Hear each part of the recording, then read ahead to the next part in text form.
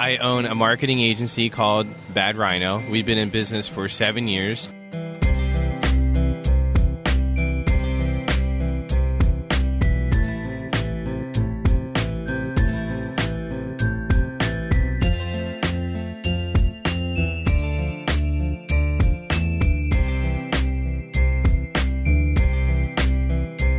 Hey all, Amanda here, and welcome to episode 91 of Great Beer Adventure. Last week we had a chat with the gents from LIC Beer Project. LIC has a great vibe and really seems to have mastered the voice of their brewery. Today we dig into what that means a little more and chat with Marty McDonald about breweries and social media.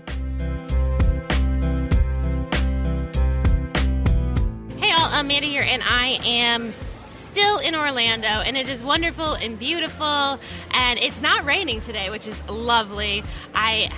I don't know, it's like kind of the right time in the afternoon to be okay to start drinking beer. So I texted my guest who was here at the conference with me, Marty McDonald. Welcome to Great Beer Adventure. Thanks, Amanda. I'm looking forward to being here. Yeah, and I was like, hey, do you want to drink beer and talk into a mic? And you're like, yes. Yes, exactly. There's always a good time. It could have been 10 o'clock this morning. Well, maybe not, because I had to speak today a little bit on stage. Yeah, and I mean, technically, I'm working. Technically. Right. Technically. So, you know, I asked the boss if it was okay if we conducted this interview, and she knows I drink on my show, so she technically gave me permission to go drink. Fair enough. Right? Yeah, I think it's fair. So let's start first with just giving my listeners here just a very quick little bio of who you are. I know that most podcasts go and they figure out who you are and they do go into this whole thing. I'm not really good at Googling, and that's, I deal with a lot of brewers. Right. So I know you are a professional podcast guest. Yep. Sorry. That's what it feels like as a professional podcast guest. But actually, I own a marketing agency called Bad Rhino. We've been in business for 7 years, and we focus in a lot of different areas. And over those 7 years, we've had a variety of different clients.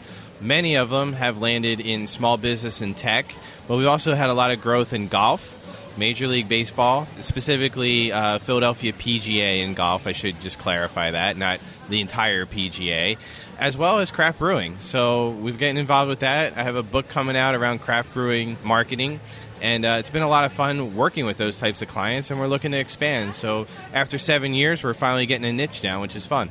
You're going to flounder around just for a little bit. Like flounder around is usually a good term, too. Maybe not the entire 7 years, but the first couple. Yeah. Well, excellent. We will definitely jump back into that in just a little bit, but we are drinking beer. We are. Yeah. There is one spot in this hotel. There are a number of spots where you can buy beer. Yes. There is one spot where you can get good beer. Right. And that's like a convenience store inside the hotel. Exactly. And they have like 3 or 4. And I was pretty impressed that they had the 3 or 4 that they did. Yeah. Actually, the pool bar has a local beer as well. Oh, yeah, they do. Yeah. So you can either go to the pool bar, not the inside bar, or the other inside bar, but you can go to the convenience store. Correct. These are places where you can get good beer here at the Caribe Royale. If you're in town wondering, where can I get good beer? We found it for you. Right. Or in my suite and your suite, too. Exactly.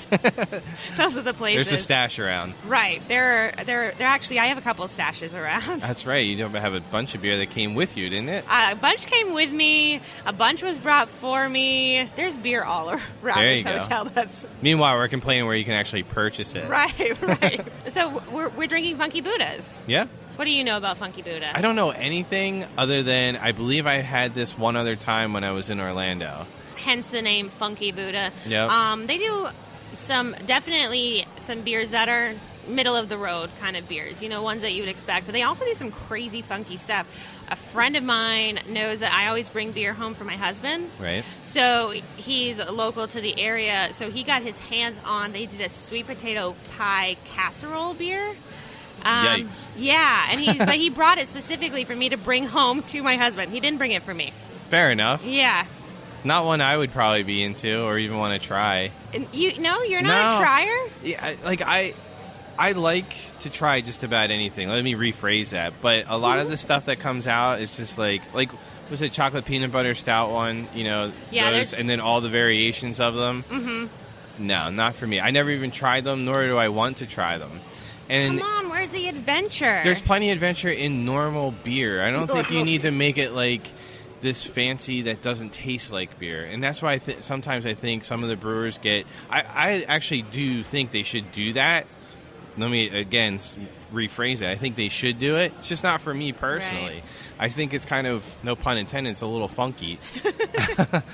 And I think it's a little odd. And I never really got into it. It's like one of those things, if I want a beer, I'm okay with having different tastes and different things put into it, like a watermelon or citrus. But I ultimately want something that tastes like a beer at the end of the day. So we're having Hefeweizen right now. How do you feel about Hefeweizens? How do I feel about them? Yeah. It's not one of my beers that I drink all the time. I like to have them every once in a while because they are different. But to me, it still tastes like beer. Okay. Yeah. Yeah. I feel like there's this one, there's definitely a very spiced taste to it. Well, I like the description, suntan for your soul, just on the side. That's really nice, right? Yeah. Now, I don't know if it's just for this beer because I don't know, the brewery that well. Right. Because they have Find the Goodness Within, which is another cool little tagline. But suntan for your soul, an unfiltered, refreshing German-style wheat beer. And I think that actually fits pretty well for a Hefeweizen. Yeah. I think and I also think it goes back to place. Like, here in Florida next to palm trees, suntan for your soul. Yeah, I think that's great. But, you can also have a Hefeweizen in different seasons, and it feels kind of different depending Very on true. how... the spiced level is in there. Yeah. And so I think it really, in this place that we're in right now, and this feeling, it does feel fits. correct. Up Yep. in Maine in the middle of winter, that'd be wrong and make us probably hate them. More than likely, yes. Yeah. Yep. I think it does have to fit, and that's one of the things that I think attracts a craft brewery into what we do at Bad Rhino, which is being a social media marketing agency. Yeah. So craft beer and breweries really foster community. And social media at its best is building communities. And many times, when like you just said, like, are you going to have... You might have the same beer but repackaged and remarketed to the people in Maine, but maybe you're not going to call it suntan for your soul, No, it's going to be like sunshine on a cloudy day. Exactly. Something there, but rephrase it. So I think that's important, that you know your market and know who you're going after. And I think many times you get almost confused by it. Your consumer gets confused by it when you get too far away from it. So if you don't give the consumer what they want, they start to look at other ways. And I think those are always interesting. So know your consumer and know where you're at. We're in Florida right now. We're not in Maine. Correct.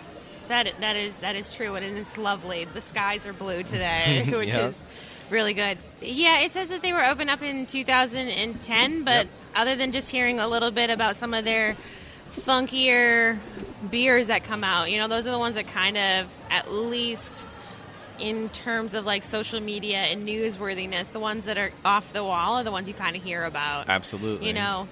Obviously they have a Hefeweizen, but I never really knew that until I found a Hefeweizen in a convenience store in a hotel. Exactly. Right? Because who writes home about that? I don't. Apparently now we're going to tell everybody in your audience, though, about it, which I think is an interesting fact. Funky Buddha has Hefeweizen, not just sweet potato pie casserole. There you go. Mm-hmm. Yeah. No, all right, let's just go back to the sweet potato pie casserole real quick. Yeah. Now let's just stop and think about that. Now, think about like all the ingredients that go into that, like if you were actually making it, like sweet potato pie, right? Yeah, sweet Would potato. you want to cram that into a bottle? No. Okay, so the image right there, to me, that's when you start to hear things, is like what you're actually drinking, right? Yeah. And that part of it, like, creates that image. Why the hell would I want to drink that? So on that topic, one of our most recent episodes, we were talking about like what the process is for developing a recipe at a bigger brewery. And by bigger brewery, I just mean literally not a home brewer. Right? So like an actual brewery out there, what is that process like? And we kind of, we go in all different directions when we're talking. Wherever the conversation goes, that's where we go. And so we were talking about their pilot program and that somebody had actually made a guacamole-inspired beer. I could believe it. And they actually put avocados in it, and it became oily and just... Disgusting. Yeah. And that's the kind of thing, like you said, like would you want to stuff all that into a bottle? I would not want to do that to guacamole. No, exactly. I love guacamole too. And I love beer. I don't want a guacamole beer. Right. So all the pepper beers, right? Yeah. Okay. Those ones make me nervous. Right. But so I try them. I do too. Right. But to me, it's an interesting taste to it. Like, done right. I've only had one jalapeno beer, and the picture's on my phone. I'll tell you during this podcast or after it, depending on when I can grab my phone. And it was the one that was like a smooth, very hint of jalapeno. And you were like, wow, this tastes really good. And it's just this little hint of jalapeno. I was out at Ballast Point last year. I'll actually be out in San Diego next week, so I'm looking forward to that. So they have a handful of beers that are pepper, and one of them is habanero. Yeah, they're like habanero sculpin, right? Yep. So I had to try it. I got a flight of them because I was like, well, I love sculpin. I always did. That was one of the first West Coast beers I found way back when. That it was just like really interesting when it came east. I was like, this is a little bit different. And drinking it, I tried that one. Then they have like another one, which is like a chili lime, right? So the habanero one, you taste it first. You don't taste any beer. You taste all habanero. Oh, really? Yeah. And then the second little sip I was like, I got a little bit of a beer taste. I took a third sip, and I'm like, I'm done. Like, that was it for me. Yeah. But it was interesting. Now, the chili lime one was just a hint of pepper. Right. Like, hint of chili lime. Like, whatever you would call that flavor, right? And it was just a hint of it. Now, I didn't finish that one either because it's not really my cup of tea or a cup of beer. Yeah. Right? Or pint of beer. Or pint, whatever. But I started drinking that one, and that one actually was, I could see if somebody enjoyed it, they would be like, I could drink this. The habanero one, I mean, I've met people that love it. Not for me. Yeah. I have a gentleman that actually reached out to me and brought me a beer that he had made with a pepper in it. And I will try it, but it's currently sitting in my fridge because I just have to, like, gear myself up for it. Get fired up. Yeah, because I have yet to find a pepper beer or a smoked beer that I like. I found one that was, I can't remember the name of it, and I don't want to discredit it, but it was like something ashtray. It was a stout, and it sounded awful. I was like, who's going to drink that? I asked the bartender. I'm like, who's going to drink that? He's like, want to try some? I'm like, sure. Very, very smoky. Yeah. Extremely smoky. But, I mean, I could see if you like that, right, it was there. But it also, again, I go back to it, it had a beer taste to it. Right. So this is the one. I'm going to flip this over. So Boo Jum, yeah, brewing company. It's an IPA. This was in Asheville when I was in Asheville last fall. Went to a beer tasting, a pretty big one. Can't remember the name of it. And then we wound up touring a bunch of the breweries down there, including Wicked Weed. But that one, wow. that Boo Jum, was the only jalapeno IPA. I was so nervous when I was walking by. I saw it. I'm like, I really want to try it. And I feel like I'm going to be disappointed. I've never had one that was good. I love jalapenos. Yeah. But I don't like jalapenos in my beer, much like the guacamole we were just talking about. Yeah. So I was there, and the young lady that was there, she's like, just try it. She's like, it's a little bit different. And it had a nice hoppy taste to it, and it just a little hint of jalapeno. So much that I took a picture of it so I could remember what it was, because it really stood out to me as something. Would I have like 3 or 4 of them? No. Would I have one? Yeah, I'd probably have one, see if I enjoyed it. Yeah. So it's interesting. Yeah. Let's go back to that ashtray for a minute and go right into our second round. And we're going to be talking about branding and what you do. And we started talking about, like, really thinking about who your audience is. You know, you do that with podcasting, you do that with your brewery, you do that specifically with each beer you put out there. What kind of audience is like, let me lick that ashtray right there? I have no clue. I have no idea for the ashtray part. But in a broader sense, you know, one of the things in marketing and social media, and it's true in any frame of marketing, where you're going to find your audience, how you're going to treat them, how you're going to do it, and hopefully some are your current clients, some of your current customers, and then you want to bring new people in to become customers. And at the same time, on the ashtray side, I have no idea, but I mean, I was at the bar around the corner from my office, and they always have great beer and a lot of craft brewery beer, as well as small batch liquors and everything. And they had it, and the taste was there. Like, I could see if somebody really liked a heavy, smoky beer, but the name really wasn't. But that's what they called it, and there you go. But I would hope, and this is where we come in, right? I would hope that they would do some testing on their names. Some of the best breweries out there, they do a lot of split testing when you follow them on Facebook, Twitter, Instagram, wherever they are on social media. They'll show you a picture of a potential label where they kind of like quote like, hey, we're looking at this. Maybe you guys have some input. And they start to get a feel from that community, especially when they're first starting and maybe they have like one like cornerstone beer and they're starting to go, okay, let's get another one out there and start our offerings other than keep testing all these batches. Right. We're close on something. But I have no idea what would come up with that ashtray. Like, someone would be like, all right, man, I got it. We're going to call it an ashtray beer. And it might be an inside joke. It's another great thing about craft breweries. There's tons of inside jokes and tons of little nuances that go there. But understanding who your audience is and getting them involved is a great way to test what some of the names of your beers should be, some of the new flavors, whether you are going to add a pepper in there or a strawberry, or you're going to have Thanksgiving dinner literally inside the entire bottle. You know, who knows? Actually, that's funny you say that. There's one in Maine that actually does. Yeah, it's like they bring it out at Thanksgiving, and it's based on the herb flavors of stuffing.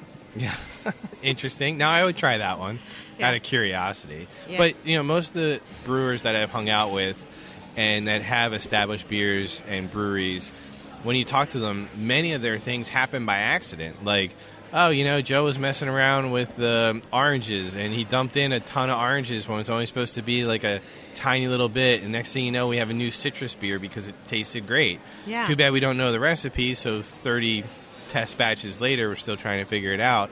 But it's a lot of goofing around and a lot of things like that. It's a fun environment to be in to test those things. Right. But then again, I'm not going to call it an ashtray beer. Right. I mean, for me, it's just like I have a lot of bad memories that are like, you know, tied to ashtrays? Well, just like back when I was younger, you could smoke. Everywhere. Right, everywhere. And so you'd be eating and you'd be getting that flavor in your mouth and you're just like, ugh. You know, even in the non-smoking section, I'm putting that in quotes. Right. You know, you'd still just be eating cigarette smoke, and that is nasty. People don't understand. You go to the mall and you come out smelling like a cigarette. Yeah.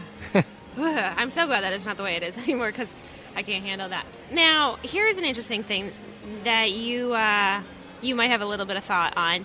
You were talking about doing some split testing. So there was a brewery that was on the show. I believe it was episode 18. They talked to us about opening a brewery. So they were new. They were getting all their licensing and everything, and they had come up with their first beer. And they live on, they're on Huntress is the name of it. And so that was going to be the name of their, is it Huntress? I can't remember exactly, but I believe it was Huntress. And that was going to be the name of their beer. And they put that out on social media to be like, this is what it is. And somebody came in and they grabbed that name before. Yep. So do you have any insight on how to like... Yeah, so, I mean... How do you split this? Do you register both? Well, yeah, it's a great question. And a lot of times, you know, when you're starting up a business, doesn't matter if it's a brewery or not, you don't think about these things. With names, I think it's very important that, you know, you go through the process and say, okay, these are the 10 or 15 names I think we're going to use for our beers. Okay. And think think a little bit further down. Like, think about how you want to be known or what you want to be known for. And you might change it, and that's okay. You have to spend a little money as well, you know. If you really want to protect it and you really feel adamant about it, then start going through that process. Because as long as you're going through that process, somebody can't swipe it, you know. Because if they take it and you're already in that process, you know, you'll have something to go back and hold them to account. Yeah. So you do have to plan it out a little bit. So I'm a big fan, and it's, you know, I like to look at the good in people. But in a highly competitive situation, now that craft beer is in, I would be cautious of that. But if I were advising anybody that was just starting out, figure out 10 to 15 names that you guys really like or girls really like. This is what we're going to do. These are the names that we're at least going to try. We may not use them all, but we're definitely really hot on these 4. And start to go through the process to, you know, claim ownership of them. Right. And, you know, you can do a lot of things. I'm not a lawyer. Right. But you want to go down that path and start, you know, working there. Even if it's just registering a website that's like Huntress beer, like Huntress Pilsner beer, if it was a Pilsner, right? Mm-hmm. Even that spending that $10 on GoDaddy to just initially buy that and then contacting somebody to start trademarking it could be enough. Again, I'm not a lawyer, but just enough to be like, hey, we have this planned out and someone just stole it right out from under us. Yeah. Hard to prove. I like to think that people are good and they're not going to do that, so don't have fear. But if you are serious about your business and you have it rolling, you do want to take those precautions.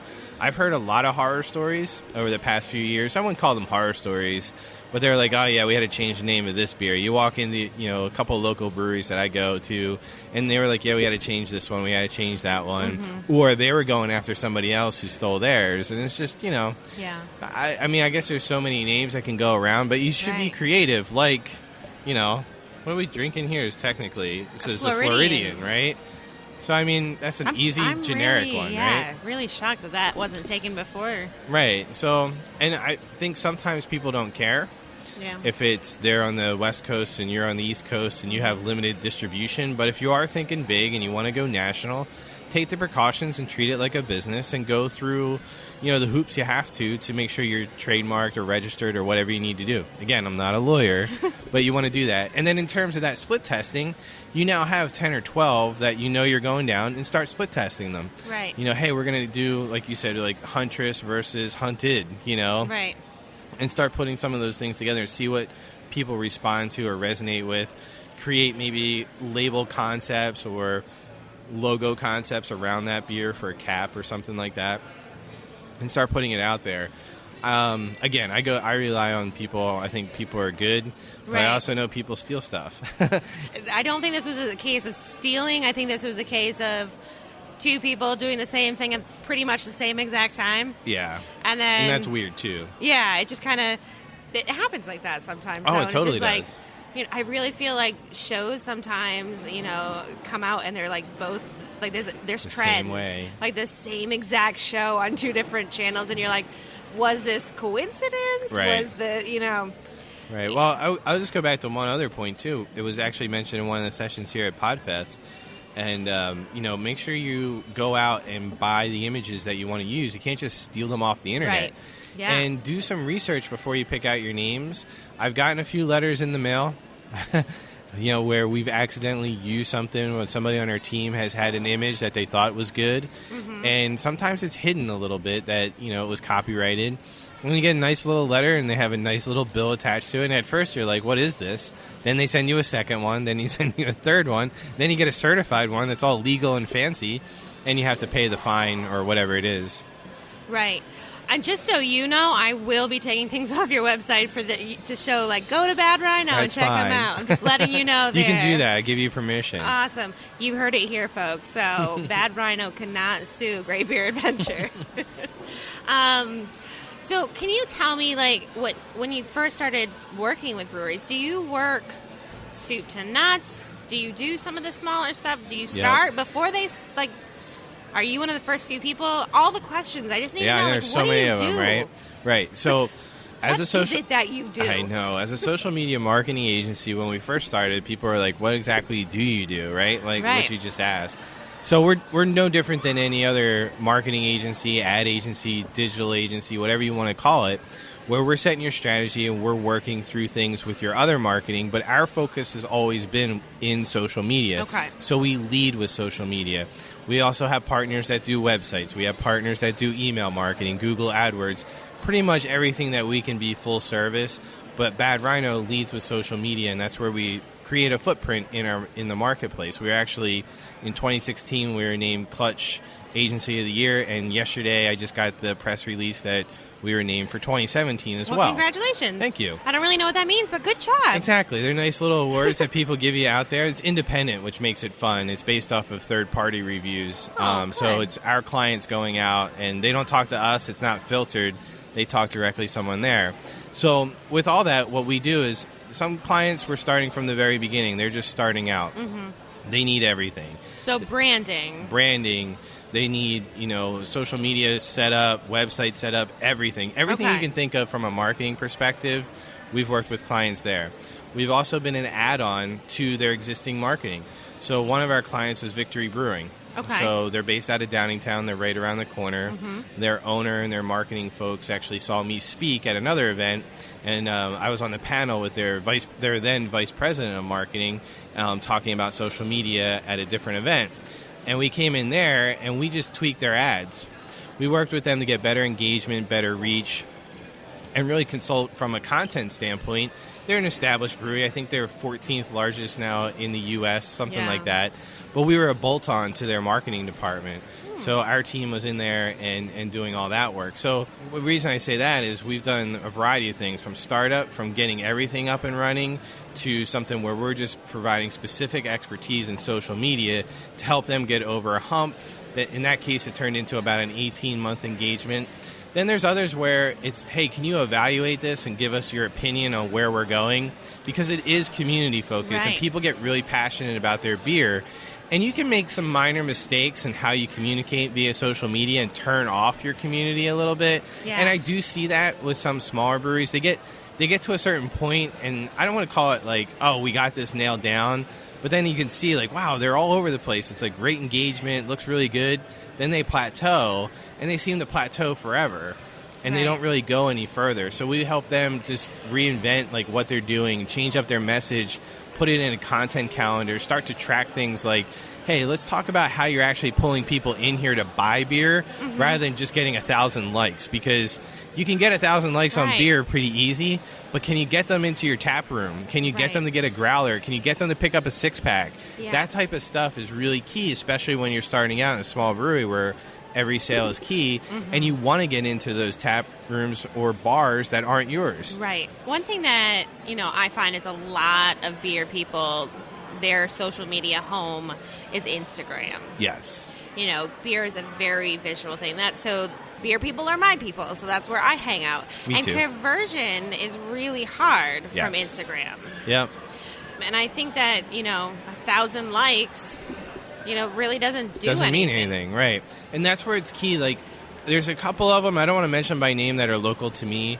They do a really good job of getting people together and promoting that via Facebook, Instagram, and even Twitter. And they're starting to do it on Snapchat, even though it's a little bit of a younger crowd that's it is into the craft beer, but it's not really their target market. It's a little bit older, and Snapchat's a lot younger. But no, that's the whole point is, like you said, I love Instagram. It's probably my favorite channel because I like taking pictures of beer. I even set up a whole beer account as a hobby called the Hop Nation. And yeah, so I mean, it's just because. And then I look at that and I'm like, oh my God, I drank a lot of different beers in the past year. I'm like, I'm kind of proud of that. Or am I proud of that? And you're like, don't look at that, Mom. Right. So like the whole thing is like pulling all those pieces together is, like you said, is ultimately you need to get some sort of response. And what I've been encouraging all small breweries and even small businesses to do, whatever the channel is get them to a place where you can collect a piece of information. An email account's usually the easiest one. Do a giveaway. You have T-shirts laying around. They're like, man, we printed way too many for our opening event, and they're still sitting in a box, and you've given them all your friends already.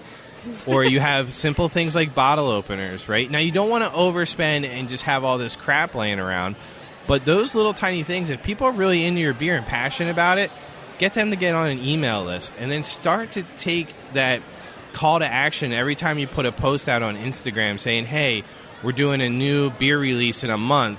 And you can even go out that far. It's like, hey, we're doing that. But in the meantime, we want to give somebody, not free drinks, but free something. Swag. Something to entice them to come in, though, too.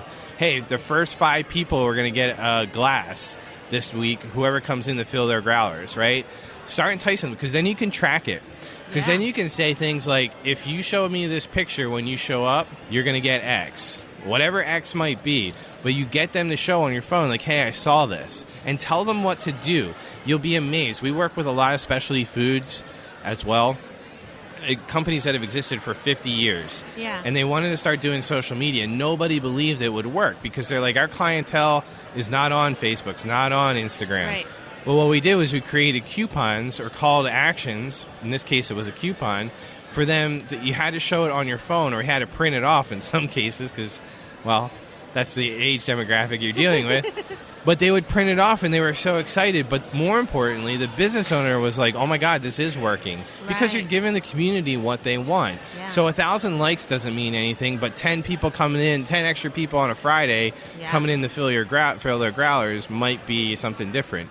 You can also do something, not to give away everything here, but you can also do something like if you bring a friend, but you have to tag that friend in Instagram. Now, are you going to sit there and check it? No. You're going to be like, hey, tag my friend, and we get whatever it is to give away. So there's a lot of things you can do, and people get stuck in that because they're like, why, this is working, but it doesn't work because you're not attaching an outcome to it. Right. These are all really interesting things that it's just, trying to find the little tweaks, know, and that's really what it sounds like is, you guys have been in there and you've done a lot of different things, and those tweaks to make. And now there's some people that just have not found their consistent voice. Right, I would say a lot of them haven't found their consistent beer. But that's a different story. Whole different story. That might be their brand. Inconsistent beer. Yeah. The going out of business style. But I think that's also one thing that on social media that I have found is you really have to have like a dedicated voice. You do. It has to be consistent. Right. All of these small breweries, if it's just one owner and then he's doing everything, well, then it's always his voice. It's good that way. But if there's a couple of owners and you have, and then you also have like your taproom people doing it, then you're getting 3 different voices. And I have it. Yeah. That's why I wrote my book called Great Beer's Not Enough.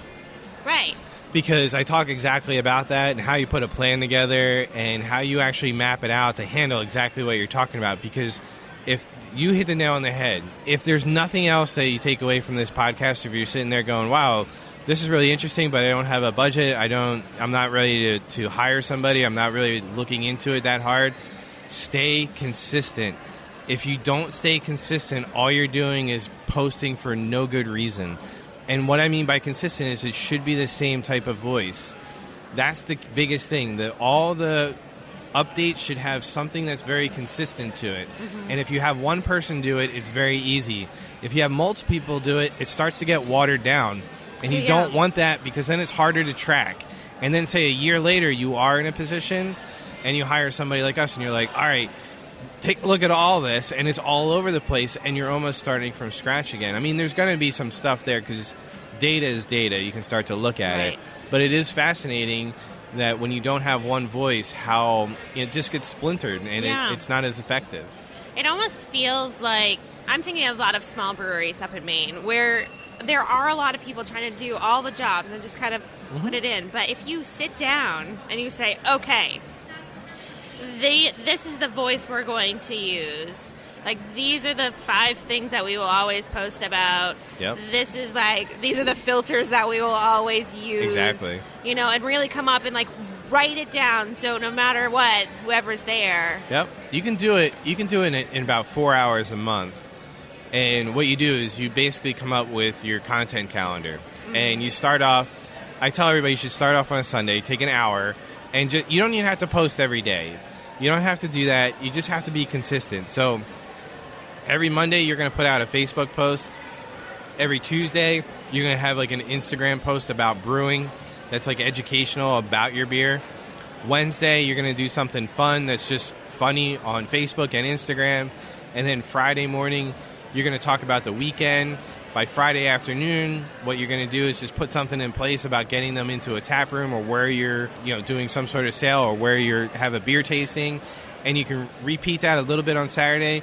And then Sunday, you start all over again. Right. You can schedule a lot of it. You can do a lot of it. But more importantly than all that, once you do it, you have to go back and take a look at what's working for you. And I think that's where the time thing comes in. It's time consuming to go, man, our Wednesday posts do really well, but our Friday morning posts don't do well. Right. Why is that? Well, maybe you switch it up. Maybe you start split testing stuff. That's where it gets cumbersome. Yeah. But if you start off with that month, like every Sunday, start off with 1 week and build that into a month and then look at that month, you're going to start to see patterns, and that's where it gets a lot of fun. And then you see where you're most effective and where people are actually mentioning it or talking about your brand online. It's a lot to think about, and I love beer. I love being able to like have these conversations and really learn like how the beer industry works and all the ins and outs and everything. And it definitely feels like everything you're saying just really applies to so much. Like, as a podcaster, all applies of this to every is like, business, this makes obvious sense. Yeah, and it's great now on social media where you have the tools and you can really start to combine them. Not the tools, but the marketing methods, whether you're using Instagram, Facebook, Twitter, Snapchat. You can tie that into your email campaigns. You can tie that into even your direct mail campaigns. And you can really come up with some elaborate, really effective marketing campaigns, but now they have the tools to track it all, and that's where it's really exciting. Like 7 years ago when we started, we didn't have as many tools. We had some, but they were very archaic. Now when you look back, you're like, how the heck did we do it? A lot of spreadsheets, a lot of like manual things when our small team at the time really had to put together. But you can track it, and you can track it in real time too, and it makes it fun. Like when you start to see results, like people get excited. The majority of our clients have been with us for long periods of time because we get results, but we can explain them and we can tweak them along the way where they get really excited about where their business is going. It's a lot to think about. It's a ton to think about. I really feel like this is going to be an episode. So I normally do my episodes, and then I have an editor go through and clean them all up and get them ready to go. And then I listen to it when it first comes out. I feel like this might be one of the ones where, you know, every couple months I'm just going to replay it, listen to it, and be like, okay, what did Marty say to do? There you go. All right, let's move on to our third round. Okay. Our third round is always the same. One question. Should be super easy, but everybody always says it's one of the hardest questions. What is your first beer memory? My first beer memory. So this is actually relatively easy for me. Really? So because it's 1 and 1A. So, 1 and but 1A. I'll tell you why. Okay. So I was about, we'll say I was 13. I was like 12 or 13, but we'll say 13, right? Sounds a little bit better than 12, a little bit, right? yeah. A touch, right? Yeah, a little bit. So my one of my uncles, after I helped mow the lawn, do a bunch of other stuff around his house, there was my uncle, another uncle of mine, my aunt, and then I was waiting for my parents to come pick me up. And it was, you know, like lunchtime, and my uncle put down their beers plus one. And it was like, he's like, oh, you can have one, right? And he's like, yeah, you did all the work. You deserve to have a beer. That was like my first beer, you know? It was like, I was like a Coors Light, I think, you know? So I remember having it. And I remember I was like, I was like one of those kids that maybe it's just because of the family I grew up in. I never did not like the smell of beer. Like people are like, oh, it always smelled bad to me, and then, you know, they go through that evolution. Yeah. I never really had that problem. Yeah, my kids don't have that problem either. Like the 2-year-old will grab the glass and like smell it. Yeah. So my nephews are the same way. So that could be, yeah. But I never did too. Like, and I had the beer, and I didn't drink the whole thing. I had like half of it. Yeah. And I was just like, and it was Coors Light, so it was like, now that I know, it's like, yeah, it tasted like beer at the time. Now I was like, wow, I could probably drink like 7 of them. But at 13, it'd been fine. Yeah, and drove. Right, exactly. 6-pack Just plus kidding, one, and I'm not allowed to drive. But give me the keys to the lawnmower. I got this. Exactly. Yeah. So, you know, that was like the first one. But the reason I say 1A was I had a different uncle. Yeah. Same week, the following Saturday, did the same thing. Like unbeknownst to the other one. It was Are like, they brothers? No. They're on the opposite side. Yeah, the opposite side. And now they lived not really that funny. far away. So then he gave me a beer, and I was like, this is kind of cool, you know? And then the third week, you're like, where's my beer? I know, the third week, I was like, where's my beer? And then I didn't really have my next beer memory until I was probably about 16 or so. That's a really intense week for you. It was crazy, yeah. I mean, 2 Coors Lights on 2, you know, successive Saturdays, you know? Yeah. Crazy. Yeah, that third weekend must have really been a letdown. It was really boring, yeah. Didn't know what to do. Huh. Had a couple scotches. Oh, is that what Just happened? kidding. And then my aunt came over and she gave me scotch. Yep. Okay, fourth and final round. This is definitely where we get a little bit more random. We actually, when we first started, our show has evolved, and it used to be called 3 Sheets to the Wind, 3 Random Questions, but they weren't really random. Right. They were the same 3 questions. They just had nothing to do with beer. And then it evolved into these, like, getting to know you questions, and I actually have, like, some on a list, but I'm at Podfest, and I've lost my list. The list is gone. The list is gone. It's going to be totally random now. Yeah. Is this coming straight out of your head? This is, well, actually, it's coming out of an episode that we had done prior. We talked earlier about episode where we found out about how to, like, the recipe process was made.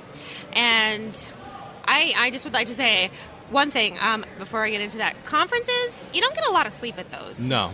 So I'm one beer in and I'm exhausted. I'm over here yawning, so I hope that you don't find that rude. I really apologize. So my train of thought right now is like, meow. That's what happens. Was day 3 for you too? Yeah, day 3. Me too. Yeah. Okay, so on that recipe construction episode, we talked about, like, what would your dream beer be called? So if you were developing a beer recipe, what would you call it? Well, I definitely, it would be a pale ale. Okay. That's number one. Wouldn't be an IPA, it would just be a pale ale. Mm-hmm. And it would involve, it would have a little bit of, like, that bite, a little bit of a hop bite to it, but it would have some citrus in there. Not a lot, just some light. But, the name, that's a very great question. You could go with a variety of different things. I think for me, the first beer, if I ever created one, would have to go back to the brand that I've been creating for 7 years. And it would have to be, like a Rhino IPA or something like that, like hard-charging IPA. That sounds kind of cheesy, though. It does sound a little cheesy. But, it'd have to, sit there like Safari IPA, like something revolving around a Rhino, and, like, the horn and all that, and just be something that's, like, hard-charging type of focus. I'm trying to find out the right words to come up with a name, but it would revolve around there. Yeah, and I'm not quite sure what it would be. You know what it would be called? It would be called a Crash IPA. You know why? But because it's a pale ale. I'm sorry, pale ale. Okay. The reason being is a group of rhinos is called a crash. It's not a herd. It's not anything there. So I think we would go with that. Crash pale ale. And just have, like, a bunch of rhinos? Yeah. Nice. Just milling about, not necessarily charging. It's a pale ale. It's a little relaxing. It's like, in the dichotomy between the Crash name and them just hanging out, I would really love it if you could just, like, throw a pair of hipster glasses, like, on one in the back. We could do a lot of things like that. Yeah, I mean, on the label. See, we've already gone past the name into, like, label design, cap design. Right. I don't want them all to be hipster rhinos. I just a single no one one. wants to see that many hipster rhinos at all. No. One would be good, off to the side. Right, off to the side. We're close to Disney. They have hidden Mickeys. Right. Like, this is the hidden hipster. Right. So glaring off at the rest of the crowd. Exactly. You got to find him in his skinny jeans and his glasses. Mm-hmm. Vaping or something. Exactly. I have a podcast harness. Have you seen that yet? No. Yeah, it's leather, and it's got all my podcast equipment on it. I did see it earlier, yes. I have a little lip gloss, and everybody thinks it's a vape thing. I was like, no, it's lip gloss. I'm a lady. I need to be ready for pictures at any moment. There you go. Right? Okay, we went off the rails a little bit right there at the end. Sorry. Crash pale ale. I got stuck on leather. I like that. Crash pale ale. That's good. A lot of breweries like to collaborate. Yes. With random people. So if you ever get one of your clients to do a collaboration, you already have got it. I already got it. I'll be like, just go listen to Amanda's podcast. It's right there. We've already discussed it. Here's the label and everything. We'll give you credit for the art. Awesome. Have it work. See, it's done. So whoever wants to make that beer, just let me know. You can get in touch with Marty. Marty, why don't you actually tell people so they can come and they can find you? How can we get in touch with you? So I tell everybody in every podcast, our website is badrhinoinc.com, so BADRHINOINC.com. We have a blog there. We have a newsletter. You can check us out there. And everybody that I do an interview for, I give out my email, and it's worked out really well over the past year by doing so. So that's Marty, M-A-R-T-Y, at badrhinoinc.com. And as I mentioned, I have a book coming out. It's the ebook should be hitting Amazon like today. Well, congratulations. I just did that. It's called Great Beer is Not Enough, and it covers a lot of the marketing pieces that we talked about today. I wrote it over the past 4 months, so it's really good. I'm really proud of it. Well, on that note, cheers to you. Cheers. Let's go drink more beer. Sounds like a plan. All right. Bye, everyone. Thank you so much to Marty for grabbing a beer with me mid-conference. I'm going to be coming back to this episode time and time again in order to step up my own social media game. For links to everything Marty is up to, head over to greatbeeradventure.com/podcast. Before we say goodbye, I wanted to quickly say thank you to a few fabulous people. First, my husband for being so supportive and hanging with our kids while I go out and drink beer and talk into a mic. Next, my fabulous boss, Jessica Rhodes of Interview Connections, for giving me the chance to go to PodFest and meet some of the most amazing people out there. Also to the folks behind and part of PodFest Multimedia Expo in Orlando, Florida. I learned so much and I am so inspired. And finally, to you, my most favorite listener. Without you, there would be no reason to keep doing this. Well, except for the beer and the great stories. But really, it's all about you. Until next time, get out there and try something new. Chat soon, friends. If you all are fabulous co-adventurers would like to support the show, check out our Patreon page. For less than the cost of a beer, you can show us some love. Go to greatbeeradventure.com/support. If you want to see even more from our adventures, follow us on Instagram @GreatBeerAdventure. And be sure to subscribe to the show. That way, you won't miss a thing. Great Beer Adventure is part of the Great Pint Society. Cheers.